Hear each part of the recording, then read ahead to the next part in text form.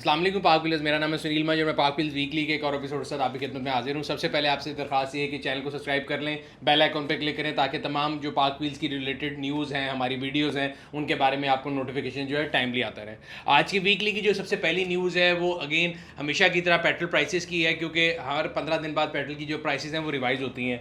और मैं पिछले तकरीबन कंसिस्टेंटली 3 वीकली से, बल्कि 3 भी नहीं, उससे ज़्यादा हो चुका है, जब प्राइम मिनिस्टर इमरान खान साहब थे उन्होंने ऐलान किया था कि पेट्रोल की प्राइसेस जून तक नहीं बढ़ेंगी, तो मैंने तब भी इस जो मतलब एक तरह से खुशी का इजहार भी किया था कि चले अच्छी बात है, आवाम को एक रिलीफ मिल रहा है। लेकिन एट द सेम टाइम मैंने आप लोगों को ये बताया था कि रियलिटी में अगर देखा जाए तो ये रिलीफ बड़ा एक जो है शॉर्ट पीरियड ऑफ टाइम के लिए है, और कल को हमें ये जो रिलीफ आज मिल रहा है हमें इसको पे बैक करना पड़ेगा। और वैसे ही हुआ, जब उनकी गवर्नमेंट गई उसके बाद नई गवर्नमेंट आई, नई गवर्नमेंट ने भी अभी तक प्राइस इंक्रीज़ नहीं की। जबकि अगर हम आज के फिगर्स को कैलकुलेट करें तो डीजल के अंदर तकरीबन 50 रुपये पर लीटर और पेट्रोल के अंदर 35 रुपये पर लीटर जो है सब्सिडी मिल रही है हमें गवर्नमेंट की तरफ से।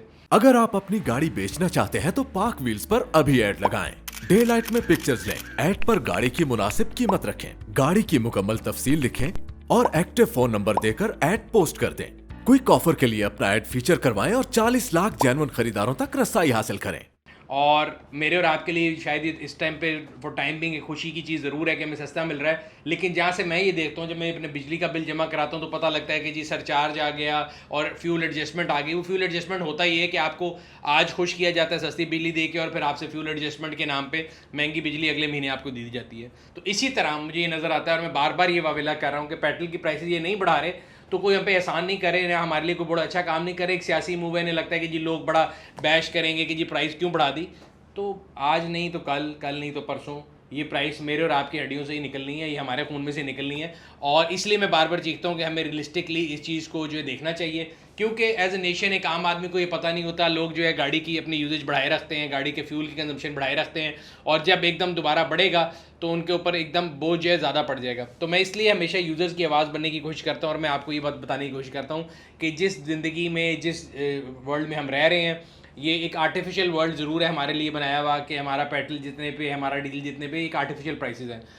अब देखते हैं कि कल आने वाले दिन में ये क्या करते हैं, प्राइसेस बढ़ाते हैं कि नहीं बढ़ाते। बिकॉज डॉलर जो है आज ओपन मार्केट में मेरा ख्याल है तकरीबन अपने एवर हाइस्ट पे पहुंच चुका है, 192 से ऊपर क्रॉस कर चुका है। ग्लोबल जो प्राइस है फ्यूल की वो भी इंक्रीज़ कर रही है। उसके साथ साथ ये इसको कितना सस्टेन करेंगे, कब तक ये सब्सिडी देंगे, और ये सब्सिडी देते रहेंगे तो ये कब हमसे निकालना शुरू करेंगे दोबारा वो सब्सिडी। और फिर होगा ये कि जब इंटरनेशनल, दो चीज़ें हैं, या तो ग्लोबली पेट्रोल की प्राइसेस नीचे आ जाएं और डॉलर की प्राइस भी नीचे आए, तो अब तो ठीक है शायद ये सस्टेन कर लें। उन दोनों चीज़ों के चांसेस कम हैं। और अगर वो सस्टेन उस तरह कर भी लेंगे तो मेरा ख्याल है जब इसको पूरा करना शुरू करेंगे, सो अगर ग्लोबल प्राइस नीचे भी आ जाएगी तो फिर ये हमारे लिए प्राइस इंक्रीज़ नहीं करेंगे, और अगेन जो ये हमें सब्सिडी दी है उसको पूरा बराबर करेंगे। बट ये तमाम मुहर्रिकात में मेरे लिए, मुझे बहुत परेशान कुन सूरत हाल लगती है। और मुझे लगता है कि गवर्नमेंट को ये चाहिए कि बजाय इसके कि एकदम बहुत ज़्यादा इंक्रीज़ करे, इसको पार्ट्स एंड पार्सल में इंक्रीज़ करके आहिस्ता आहिस्ता जो है ये लोगों तक पास करे। होता ही है कि पहले 3-4 महीने तो हमारे साथ बड़ा अच्छा बनी रहेगी गवर्नमेंट, और फिर एकदम जब ज़्यादा प्राइस इंक्रीज़ करेगी तो हर आदमी का जो बजट है वो डिस्टर्ब होगा। दूसरी जो एक मैं ये न्यूज़ पढ़ा था पाक व्हील्स ब्लॉग के ऊपर भी, तो मिफ्ता इस्माइल साहब जो उन्होंने जो हिंट दिया, उन्होंने ये हिंट दिया कि शायद मोटरसाइकिल वालों के लिए जो फ्यूल की प्राइसेस है वो इंक्रीज़ नहीं करेंगे और गाड़ी वालों के लिए करेंगे। अगेन इसके डायनामिक्स क्या होंगे, सजेशन लास्ट गवर्नमेंट में भी आई थी, एहसास प्रोग्राम उन्होंने कहा था हम शुरू करेंगे पेट्रोल का। बट मुझे ये लगता है कि इसकी मॉनिटरिंग कॉस्ट बहुत ज़्यादा होगी। आप कैसे मॉनिटर करेंगे कि आपने फ्यूल स्टेशन को जो फ्यूल दिया है वो मोटरसाइकिल में गया है कि वो गाड़ी में गया है, तो ये इसकी एडमिनिस्ट्रेटिव कॉस्ट बहुत ज़्यादा होगी। बट समहाउ वो कोई मैकेनिज्म लेकर आना चाह रहे हैं। और हैविंग सेड दैट, फ्यूल की प्राइसेस में जो दो हिस्से हैं, कंपोनेंट हैं, एक पेट्रोल की प्राइस है, एक डीजल की प्राइस है। हमारी इकोनॉमी में डीजल का बहुत बड़ा हिस्सा है, खासतौर पे आजकल गंदम की कटाई का सीज़न शुरू हो रहा है, फसलों की कटाई का सीज़न है, आपके ट्रैक्टर्स, आपकी जितनी पब्लिक ट्रांसपोर्ट है वो सब डीजल के ऊपर है। और सब्सिडी की भी अगर हम बात करें तो उस पर डीजल की सब्सिडी ज़्यादा है, पेट्रोल की कम है। तो आप एहसास प्रोग्राम के थ्रू या कोई अपना जो भी आप रोशन पाकिस्तान है जो भी ले आएंगे अब आप प्रोग्राम, उससे आप फ्यूल में जो है पेट्रोल की तरफ तो आप देख लेंगे, डीजल के साथ क्या करेंगे। तो मेरे ख्याल से ये एक बहुत बड़ी, मुझे लगता है कि एक तलवार है जो हमारे सरों पर लटक रही है। और मैं अगेन बार बार आप लोगों को ये बात बताता रहता हूँ कि हमें जो है ना अपनी आंखें खोलने की ज़रूरत है। ये हमारे आज बड़ा अच्छा बन के दिखा रही है गवर्नमेंट, कल नहीं बन के दिखाएगी।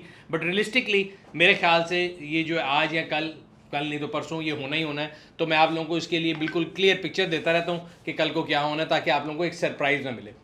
अगली बात आ जाती है गाड़ियों की प्राइसेस के ऊपर। अगेन डॉलर की प्राइस बढ़ना शुरू होती है तो साथ ही गाड़ियों की प्राइसेस भी रेस करना शुरू कर देती हैं।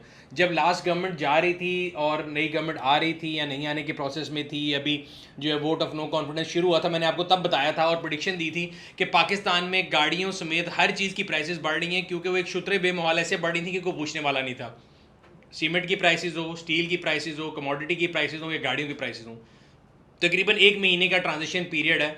अगर आप मार्च के तकरीबन 20 मार्च से लेके 20 अप्रैल तक का एक महीना देखें, जब पुरानी गवर्नमेंट के अगेंस्ट जो है तरीके अदम एतमाद आ रही थी और नई गवर्नमेंट आने वाली थी, फिर नई गवर्नमेंट आ गई और उसके बाद भी जो है obviously taking over handing over चल रहा था और अभी तक एक सियासी सर्कस मुल्क में चल रहा है। कोई कहता है मैं हूँ, कोई कहता है मैं हूँ, एक अजीब सूरत हाल चल रही है।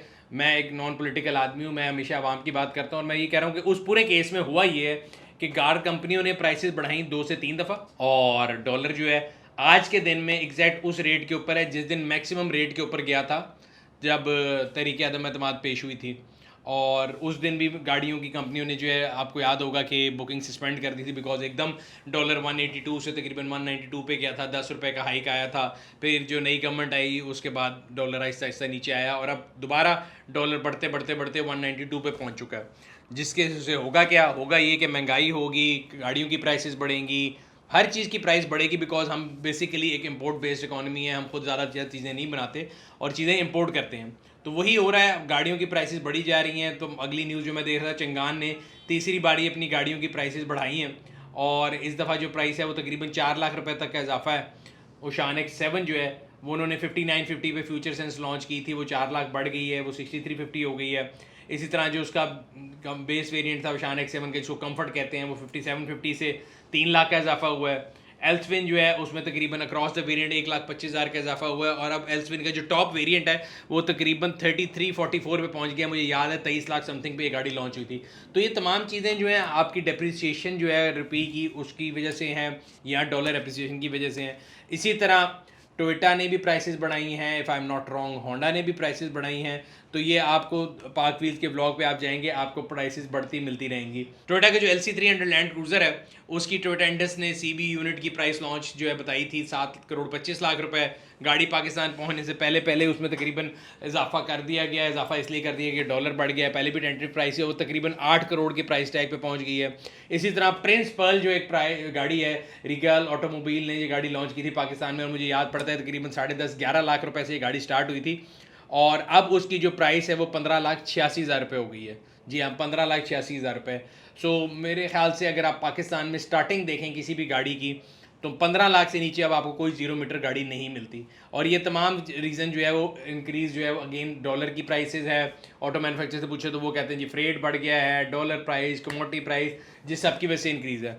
अगली जो न्यूज़ है वो पाक सुजुकी की तरफ से, उन्होंने भी प्राइसेस इंक्रीज़ कर दी हैं और सुजुकी ऑल्टो का जो बेस वेरिएंट है वो भी तकरीबन इस टाइम पे आपको 14,75,000 पे पहुंच चुका है। जिस तरह मैंने आपको भी बताया था पिछले उसमें कि मिनिमम गाड़ी तकरीबन आप समझ लें कि 15 लाख से नीचे अब आपको कोई 0 मीटर गाड़ी नहीं मिलेगी।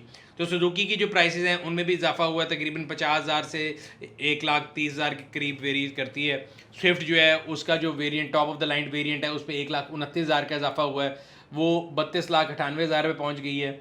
29.5 लाख में मेरे याद पड़ता है ये गाड़ी लॉन्च हुई थी आज से 1-2 महीने पहले और मैंने तब कहा था कि ये गाड़ी जो बड़ी महंगी है और वैल्यू टू मनी मुझे नहीं लगती। प्राइसेस की जहाँ पे बात हो रही है तो एक पिछले दिनों न्यूज़ चल रही थी कि गवर्नमेंट ने जो है नोटिस ले लिया प्राइस इंक्रीज़ का और कंपनियों को बुला लिया कि अपनी कॉस्ट का डेटा लेकर आएँ और हमसे शेयर करें, जिसमें सारी बड़ी कंपनियाँ शामिल हैं। EDB जो है उन्होंने भी उनको बुलाया है और जो एक फोरेंसिक ऑडिट होगा उनकी कॉस्ट का 7 तारीख तक उन्होंने कॉस्ट शेयर करनी है और 10 तारीख को कोई इजलास हो रहा है जिसके अंदर वो बैठ के EDB के अंदर बताएंगे कि उनकी कॉस्ट स्ट्रक्चर क्या है और प्राइसेस क्यों इंक्रीज़ हो रही हैं। अब मेरा इस बारे में क्या टेक है, लोगों ने मेरे से पूछा।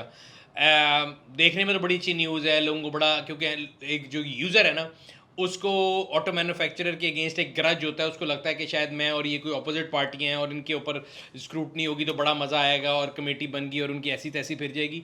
जबकि असल में ऐसा कुछ नहीं है। मैं आपको बड़ा क्लियरली बता दूं, कमेटी बनना जो है या जो कहते हैं ना, एक हमेशा हमारे मुल्क में हमने सुना हुआ है कि जी तहकीकाती कमीशन बना दिया, तो ये 2 चीज़ें ऐसी हैं जिनका कोई रिजल्ट नहीं आता। ना कमेटी का कोई रिजल्ट आएगा ना किसी कमीशन का रिजल्ट आएगा, बल्कि समझ लें कि वो कमेटी डल गई और आपको एक लॉलीपॉप मिल गया। तो आवाम को एक लॉलीपॉप दे दिया जाता है। उसकी बात मैं क्यों करता हूँ, अगेन मैं बड़ी रियलिस्टिक बात करता हूँ, मैं कोई ऑप्टिमिस्टिक या पेसिमिस्टिक बात के करने के ऊपर बिलीव नहीं करता, मैं रियलिस्टिक बात करने बिलीव करता हूँ। देखिए सिंपल सी बात है, दुनिया में कोई भी मुल्क आप निकाल लें और कोई भी ऑटो मैन्युफैक्चरर निकाल लें, आप मुझे कोई एक एग्जांपल दिखा दें जहाँ पे ऑटो मैन्युफैक्चरर अपना कॉस्ट स्ट्रक्चर किसी कंपनी से शेयर, किसी गवर्नमेंट से शेयर करेगा। क्यों करेगा भाई? पर्सनल उसका डेटा है, वो प्रॉफिट मेकिंग एंटिटी है, वो कितना प्रॉफिट बनाएगी ये किसी के हाथ में नहीं है, कोई कंट्रोल नहीं कर सकता, कोई लॉ जो है उसको उसको रोक नहीं सकता। या तो उनकी इनपुट एसईओ के आप उसको सब्सिडी दें या आप उनको फ्लोर प्राइसिंग दें तो आप कर सकते हैं। मैं आपको एग्जांपल दे देता हूँ एक आम आदमी के लिए। हमारे मुल्क में आटा और चीनी के बारे में अक्सर रिलेशन में बात होती है कि जी आटा महंगा हो गया, चीनी महंगी हो गई, और गवर्नमेंट जो है इस पर एक्शन लेती है। जब गवर्नमेंट एक्शन लेके मिलों के पास जाती है, वो कहते हैं जी हमारी जो इनपुट है, गंदम है, ये गन्ना है, वो महंगा है, हम क्या करें, हमें तो प्रोडक्शन इतने की पड़ती है। तो फिर गवर्नमेंट क्या करती है, गवर्नमेंट सब्सिडी देती है या उनको उनकी इनपुट जो है, जिस मतलब गंदम या गंदम की बोरी या गन्ना जो है, उसकी एक सर्टेन प्राइस पे कहते हैं कि जी हम आपको इतने पे लेके देंगे, फिर आप इसकी क्रशिंग करें, अपना प्रॉफिट इतना बनाएं और इतने में दे दें हम आपको। एग्जांपल है, मैं कहता हूँ जी गवर्नमेंट आपको कहती है कि जी हम आपको आटे की बोरी जो है आप मार्केट में 1000 रुपये की बेच रहे हैं, आपने 800 की बेचनी है, 200 रुपये का फ़र्क है, तो वो आपको परचेजिंग के ऊपर गंदम प्रोवाइड करती है सरकारी रेट के ऊपर, ताकि आप उससे आटा बनाएं और आवाम को उस रेट पे दें। तो जितनी गंदम आपने उनको सरकारी रेट पे दी हुई है, उतनी आप गंदम उनसे कहते हैं कि इतना आटा कन्वर्ट होकर बना, उतना आटा आप लोगों को सस्ती प्राइस पे दें, और उससे ऊपर का आटा जो है आप जितने मर्जी प्राइस पे बेचें। एक एग्जांपल बता रहा हूँ। इसी तरह चीनी में भी आप कहते हैं जी हमने आपको गन्ना दे लेके दिया है प्राइस के ऊपर, अब आप उसको कन्वर्ट करें और उसके ऊपर ठीक है अपना प्रॉफिट लगा लें, लेकिन हमने आपकी इनपुट सस्ती की है तो आप आउटपुट भी सस्ती दें। तो इस केस में तो गवर्नमेंट जो है उनसे कह सकती है कि अपना कॉस्ट स्ट्रक्चर शेयर करो। अब गाड़ी के मामले में जब गवर्नमेंट इनपुट के ऊपर उनको किसी चीज़ को सस्ती प्रोवाइड नहीं करी, ना प्रोवाइड करके दे सकती है, प्लस गाड़ी की एक ऐसी कॉम्प्लेक्स प्रोडक्शन है कि देखें आटे के केस में गंदम वॉज अ मेन इनपुट, गन्ने के केस में, चीनी के केस में गन्ना वॉज अ मेन इनपुट, तो आपने जब सब्सिडी दे दी तो आपने कहा जी हो गया। गाड़ी के केस में बहुत कॉम्प्लेक्स प्रोसेस है, इतने ज़्यादा पार्ट्स हैं, कोई लोकल बन रहा है, कोई इम्पोर्ट हो रहा है, डिफरेंट जो है एक बड़ा, एक जिसे कहते हैं ना बहुत बड़ा एक इंफ्रास्ट्रक्चर है जिससे एक गाड़ी बनती है। अब यस गवर्नमेंट किसी चीज़ में उनको सब्सिडी दे रही होगी, जैसे एडिशनल कस्टम ड्यूटी गवर्नमेंट ने कम की थी इंपोर्ट्स के ऊपर पार्ट पे, आप कैसे ट्रेस करेंगे कि भाई कौन सा पार्ट उन्होंने कहाँ लगाया और किस गाड़ी में लगा और कहाँ सब्सिडी पास हुई कहानी।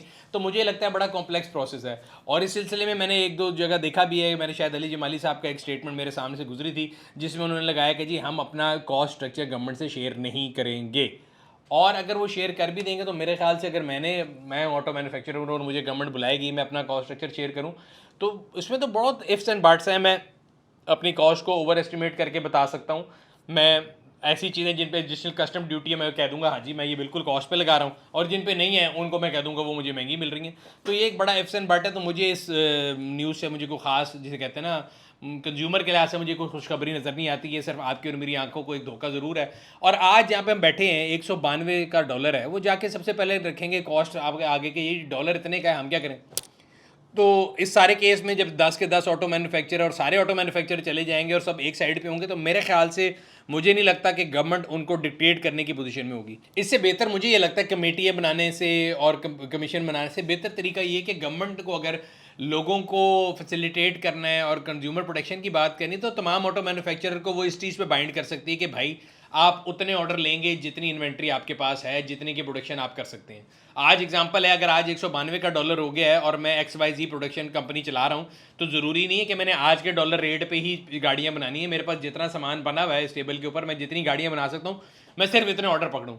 अगली ऑर्डर जब पकड़ने की जब बारी आएगी, तो जो उस दिन का डॉलर रेट होगा मुझे फिर पता होगा कि मैंने किस डॉलर के ऊपर जो है कंसाइनमेंट मंगाई थी, कितने पे मैंने जो है LC खोली थी, और मैं अगली इतनी गाड़ियाँ इस डॉलर रेट के ऊपर दे सकता हूँ। तो एक विंडो बना लें 2 महीने की, 3 महीने की, 4 महीने की, कि भाई आप इससे ज़्यादा की विंडो की बुकिंग ले नहीं सकते। अभी होता क्या, ऑटो मैन्युफैक्चर जो है वो लोगों को से पैसे लिए जाते हैं, लोग पार्शियल पेमेंट दे के बैठ जाते हैं। फिर जब अगर आप ये जितने व्लॉग देखेंगे, जितने हमने आज शेयर किए हैं सबकी प्राइस इंक्रीज़ के, तो नीचे एक मसला फीसा गौरस एक पूरा फार्मूला दिया होता है। आपने इस महीने की प्रोडक्शन थी, इस महीने का PBO था, और आपने इस रेट तक पेमेंट कर दी, तो आपको ये रेट लगेगा, वरना ये रेट लगेगा, वरना ये रेट लगेगा।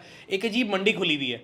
तो भाई आप एक रेट के ऊपर जो है प्राइस लॉक करें, सर्टन विंडो डिसाइड कर लें कि जी हम 2 महीने से ऊपर की बुकिंग नहीं लेंगे। गवर्नमेंट रूल बना दे कि कोई भी ऑटो मैन्युफैक्चर 2 महीने से ऊपर की बुकिंग नहीं पकड़ सकता, और उस 2 महीने में वो उस प्राइस पे गाड़ी देने का पाबंद है। बात ख़त्म हो जाएगी। ये कमेटियाँ, ये इन कमीशन से कुछ नहीं होगा। मैं आपको बड़ा क्लियरली बता रहा हूँ, ये लोगों को जो है ना आई ब्रशिंग है आपको और मुझे खुश किया जाता है कि जी बड़ी कमेटी बना लीजिए, ऐसी की तैसी हो जाएगी, 2 दिन मीडिया पे खबरें चलेंगी, 4 चैनल पे इंटरव्यू आएंगे, लोग अपनी बातें करेंगे, ये हो जाएगा वो हो जाएगा, और होगा कुछ नहीं। सो इन द एंड मेरे ख्याल से मुझे इस कमीशन से या इस न्यूज़ से मुझे कोई खास वो नहीं नज़र आता कि कोई होप है कि जी मैं कहूँ बड़ा कोई अच्छा हो जाएगा। अगला जो व्लॉग है मैं पढ़ा था, park Suzuki sold us new Alto with painted door, customer जो है उन्होंने क्लेम किया है। अच्छा, ये एक पाकिस्तान के अंदर एक डिलेमा है, मुझे नहीं पता कि ये ठीक है ये गलत है, ये स्टोरी में कितनी जान है कितनी नहीं, बट एलिजिडली स्टोरी ये है कि एक बंदे ने गाड़ी ली है और उनको जब गाड़ी ली है तो उनको डोर जो है वो बाकी गाड़ी से डिफरेंट मिल गया और वो पेंटेड था और उन्होंने क्लेम किया है। और मेरी इन्फॉर्मेशन के मुताबिक क्योंकि ये न्यूज़ बड़ी ज़्यादा हाइप जिसको मिल गई थी, डिफरेंट मीडिया हाउसेज ने भी इसको कवर किया था, पाक व्हील्स ने भी इसके ऊपर लिखा था, तो लकीली उनको तो इसके बारे में जो है कंपनी ने कंपनसेट कर दिया है। और अब उनको जो भी अप्रोच करता है तो वो कहते हैं जी मेरा इशू हल हो गया और मैं इस बारे में बात नहीं कर सकता, तो उनको तो उनका मसला हल हो गया। लेकिन मेरे ख्याल से हमारा जो पॉइंट है वो थोड़ा लार्जर है और एक केस को लेके नहीं और लार्जर पर्सपेक्टिव को देखना चाहिए। सो मैं ये बात जो भी आपसे कर रहा हूँ मैं आप लोगों को बड़ा क्लियरली बताता हूँ कि पाकिस्तान के अंदर अनफॉर्चुनेटली जो नई गाड़ी है ना वो कोई भी गाड़ी 0 मीटर नहीं होती। और मैं ये कई दफ़ा ये बात कर चुका हूँ और मैं जो कहते हैं ना किसी से जिसे कहते हैं ना डंके की जोड़ पे बात करता हूँ कि पाकिस्तान में कोई भी ऑटो मैन्युफैक्चर जितने भी हैं बारिंग नन, कोई आपको 0 मीटर गाड़ी नहीं देता, सब झूठ बोलते हैं। आपको जो गाड़ी मिलती है वो जब फैक्ट्री से निकलती है उसके बाद वो अड्डे तक जाती है, वहाँ से फैक्ट्री से डायरेक्ट ट्रॉले पे चली जाती है, ट्रॉले से जब वो आपके रिस्पेक्टिव सिटी में पहुँचती है तो जो ट्रॉला है वो सिटी के अंदर नहीं आता, ठीक है। तो ट्रॉले से गाड़ी उतर के शोरूम तक चल के जाती है, वो कोई भी ब्रांड हो, बेशक आप बिग 3 ले लें, नए ले लें, पुराने ले लें, तमाम कंपनियाँ, मैं आपको बता रहा हूँ किसी भी कंपनी को अगर आपको कहता है ऐसा है कि आपकी गाड़ी 0 मीटर, तो वो झूठ है। कोई भी गाड़ी ऐसी नहीं है जो शोरूम पे चले बगैर ना आए। तो पहली बात तो आप ये अपने जेहन से निकाल दें कि जो आप गाड़ी लेते हैं वो 0 मीटर होती है, वो 0 मीटर नहीं होती, आपको यूज़ गाड़ी मिलती है। दूसरी बात, जब वो गाड़ी सड़क पे चलेगी तो सड़क पे चलेगी तो लगेगी भी, और चांसेस ये हैं कि अगर पाकिस्तान में 2 लाख गाड़ियाँ आपको एक साल में मिलती हैं कंज्यूमर को, तो 2 लाख गाड़ियाँ सड़क पे चलती हैं, तो प्रोबेबिलिटी का कोई भी आप रूल लगा लें किसी भी लिहाज से लगा लें तो 2 लाख में से कम कुछ नहीं तो 200 नहीं तो 20 गाड़ियाँ तो लगती होंगी। वो 20 गाड़ियाँ आपको दोबारा पेंट होके मिलती हैं, ठीक है। अब उसमें कितना कोई यूज़र जो है इन्फॉर्म्ड है, कितना नहीं है, कितने लोग आके बोलते हैं, कितने को पता लगता है, कितने को नहीं, ये एक लंबी स्टोरी है। तो उसका हल क्या है? अब मसला ये यहाँ तो हल ये हो कि जी ऑटो मैन्युफैक्चरर जो वो आपकी बात या मेरी बात सुन लें, वो तो नहीं सुनते, बिकॉज उससे होगा ये कि कॉस्ट बढ़ जाएगी। कॉस्ट कैसे बढ़ेगी? अगर वो अड्डे से लेके शोरूम तक गाड़ी चलाने के बजाय सिंगल कार कैरियर पे लाएंगे तो वो उसकी कॉस्ट भी मेरे और आप पे डालेंगे, तो ऑब्वियसली गाड़ी और महंगी हो जाएगी। तो इसलिए वो करते नहीं है। फिर दूसरा हल क्या है? दूसरा हल ये कि अगर आप किसी एक अच्छी जिसे कहते हैं ना सोसाइटी में जहाँ पे कंज्यूमर के राइट बहुत ज़्यादा होते, काम कर रह रहे होते, तो होता ये कि अगर खुदा ना खास्ता वो गाड़ियाँ लग जाती हैं तो कंपनी उनको टेक बैक करके आपको नई गाड़ी दे देगी। वो भी नहीं होता है यहाँ पे, बिकॉज हमारे यहाँ पे गाड़ियाँ जो हैं वो आपके नाम से बनती है, आप पैसे देते हैं, आप पार्शियल पेमेंट करते हैं, फिर वो गाड़ी की प्रोडक्शन शुरू होती है, फिर आप पैसे देते हैं और वो गाड़ी पूरी प्रोड्यूस होकर शोरूम पे आती है। तो समझ लें जिस तरह आपका और मेरा ID कार्ड नंबर है, तो वो गाड़ी का चेसिस नंबर आपके साथ जुड़ा होता है, और अगर वो आपके चेसिस नंबर गाड़ी लग गई है तो वो ये नहीं करेंगे कि उनके पास कोई एडिशनल गाड़ी मौजूद है, क्योंकि अगली गाड़ी वो दूसरे XYZ के चेसिस नंबर जो है वो किसी और के साथ रिलेटेड है, तो आपको दूसरी गाड़ी नहीं देंगे, वही गाड़ी आपको ठीक करके देते हैं। और वो कोशिश ये करते हैं कि आवाम की आंखों में धूल झुकी जाए और आपको आराम से वो सही करके लश-पश करके वो गाड़ी दे दें और आपको पता ना चले। इस तरह के केसेस में एक आधा बंदा बोल लेता है, तो उसको खुश करने के लिए क्या वो 1 साल की फ्री मेंटेनेंस सर्विस, उनके पास इतनी चीज़ें देने को होती हैं कि वो कंज्यूमर जो है वो दोबारा चुप करके बैठ जाता है और दोबारा वो कभी सामने नहीं आता। तो आप, उर्दू का एक डायलॉग है पाकिस्तानी कि मुश्तरी होशियार बादशाह, आप अपनी गाड़ी के खुद जिम्मेदार हैं।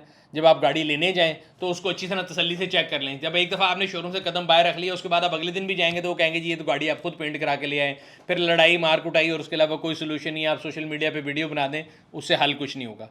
तो आप जब गाड़ी लेने जाएं तो नई गाड़ी को भी ऐसे देखें जैसे आप यूज़ गाड़ी खरीद रहे होते हैं। उसके पेंट को चेक कर लें, उसके बम्परों को चेक कर लें, अपनी टूल किट चेक कर लें, बिकॉज जब आप एक दफ़ा DO साइन करके निकल आए तो आपने अपने हाथ काट के उनके हाथ में दे दिया, आपने लिख लिए कि दे दिया कि हाँ जी आपने गाड़ी रिसीव कर ली है और आपने हर तरीके से रिसीव कर ली है। ये ऐसे ही जब आप क्रेडिट कार्ड लेते हैं तो आप सारा कुछ साइन करके दे रहे होते हैं। तो जब आप गाड़ी का डिलीवरी ऑर्डर जो साइन कर रहे होते हैं तो अच्छी तरह देख लें कि आप गाड़ी से सेटिस्फाइड हैं। अगर सेटिस्फाइड नहीं है तो गाड़ी वहाँ से लेके ना निकलें। बाकी ये वीडियो बना लेना, सोशल मीडिया पे चढ़ा देना, इससे कोई हल नहीं निकलेगा। आप बाद में जो मर्जी करते रहें, कंपनी को कोई फर्क नहीं पड़ेगा। तो अपने साथ किसी दोस्त को ले जाएं, किसी ऐसे बंदे को ले जाएं जिसको गाड़ी का पता है। अगर आपके पास ऐसा दोस्त, ऐसा बंदा, ये रिलायबल बंदा मौजूद नहीं है तो पाक व्हील इंस्पेक्शन सर्विस आपके लिए हाजिर है। आपने जब गाड़ी लेनी है तो उससे पहले मैं आपको बड़ा क्लियरली बता दूं, लोगों को होता है कि जी आज मुझे शाम 4 बजे गाड़ी मिलनी है तो मेरे साथ टीम भेज दें। ऐसे नहीं होता, आपको पहले से स्केड्यूल कराना पड़ता है। तकरीबन 1 से 2 दिन की एडवांस बुकिंग चल रही होती है। इंस्पेक्शन बुक कराने के लिए 3 तरीके हैं, iOS और एंड्रॉयड के ऊपर हमारी ऐप है, उसको आप क्लिक करके इंस्पेक्शन सर्विस कॉल कर सकते हैं, या फिर 042111943357 पर कॉल करके भी आप इंस्पेक्शन सर्विस कॉल कर सकते हैं, ताकि जब आप गाड़ी नई की डिलीवरी लेने जाएँ आपको 100% पता हो जो आप गाड़ी ले रहे हैं जैसा आपको बताया गया वैसे ही है। अगर आप इंस्पेक्शन सर्विस नहीं कॉल करना चाहते, अपने किसी दोस्त को लेके जाना चाहते हैं, बिल्कुल लेके जाएं, बट अगेन मेक श्योर कि जब आप गाड़ी वहाँ से लेके निकलें तो आप जब डीओ साइन कर रहे हैं तो आपको पता हो आपने कैसी गाड़ी ली। Parking auto parts and accessories के मैसेज की तरफ चलते हैं। सबसे पहले अगर आप लोगों को इंटरेस्ट है ऑटो पार्ट्स और एक्सेसरीज के अंदर और आप चाहते हैं कि आप लोगों को डेमो वीडियोस और आने वाली तमाम प्रोडक्ट्स की अपडेट मिलती रहें, तो ऑटो पार्ट्स एंड एक्सेसरीज का जो अलहदा हम लोगों ने चैनल बनाया है उसको भी सब्सक्राइब कर लें। जो लिंक है वो उसके बायो में दिया हुआ है वीडियो के अंदर, आप उस पर क्लिक करके उसे सब्सक्राइब कर सकते हैं। आज की जो प्रोडक्ट है वो अगेन मेरे बड़े दिल के करीब है। आप लोगों ने देखा होगा कि मैं हमेशा आप लोगों को बताता हूँ कि गाड़ी की सफाई जो है वो मुझे बड़ी ज़्यादा इंपॉर्टेंट लगती है और मैं गंदी गाड़ी नहीं चला सकता। और ख़ासतौर पर ऐसा होता है कि कभी आप अगर टूर वगैरह पर जाएँ और गाड़ी धोनी हो तो वहाँ पे कोई बिजली का कनेक्शन नहीं होता, और अगर आपके पास गाड़ी के वॉशर को आपने इस्तेमाल करना है तो वो आप कर नहीं सकते।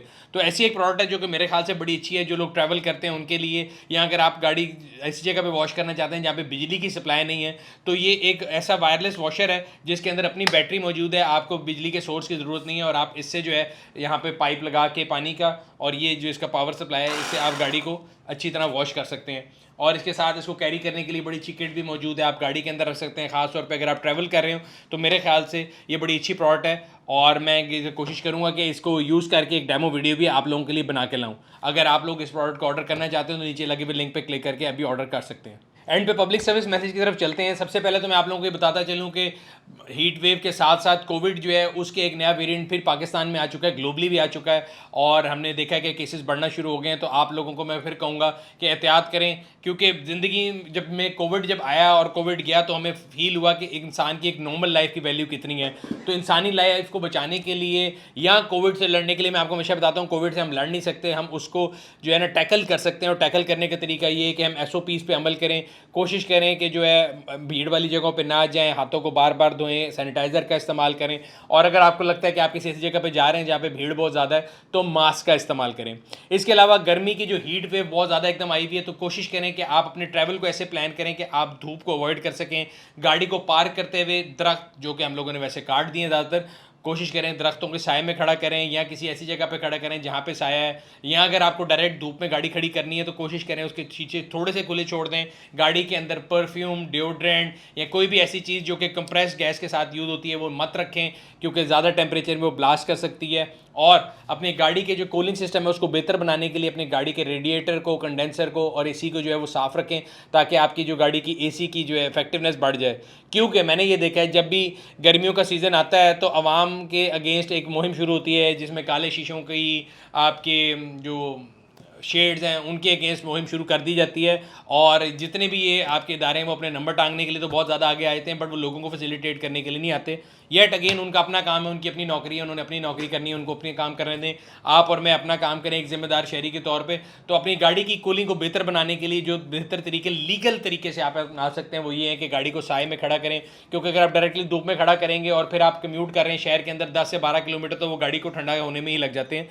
कोशिश करें कि गाड़ी को साए वाली जगह पे खड़ी करें, और अगर नहीं है और धूप वाली जगह पे ही खड़े करना है तो फिर आप अपनी गाड़ी के टॉप कवर का इस्तेमाल करें, ताकि अगर आप ज़्यादा देर के लिए गाड़ी को खड़ा कर रहे हैं तो फिर आपकी गाड़ी जो है वो गर्म ना हो और आप धूप से बचा सकें उसको। तो ये था आज का वीकली, उम्मीद करते हैं आपको पसंद आया होगा। अगर अभी तक आपने हमारे यूट्यूब चैनल को सब्सक्राइब नहीं किया, सब्सक्राइब करें, बेल आइकन पे क्लिक करें ताकि आपको आने वाली वीडियो के बारे में नोटिफिकेशन मिलता रहे।